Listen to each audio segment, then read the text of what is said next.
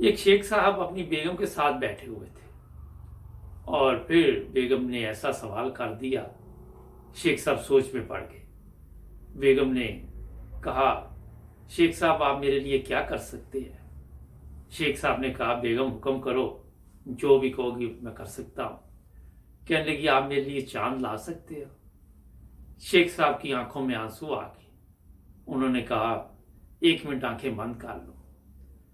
जब उसने आंखें बंद कर ली, शेख साहब दूसरे कमरे में गए, वहां से कुछ चीज लेके आए और बेगम को कहा कि अब आंखें खोलो। जब उसने आंखें खोली तो सामने आईना था। बेगम की आंखों में फिर आंसू आ गए, जिस तरह पहले शेख साहब की आंखों में आंसू आए थे। बेगम ने कहा, आप मुझे चांद समझते हो?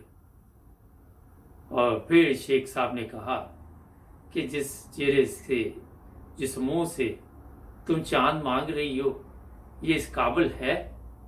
नाजरीन, बैठा था, वक्त नहीं गुजर रहा था। मैंने कहा चलो आपका भी वक्त ज़ाया करते हैं। मिलेंगे नए प्रोग्राम में। अपना ख्याल रखें, सब्सक्राइब करना मत भूलें।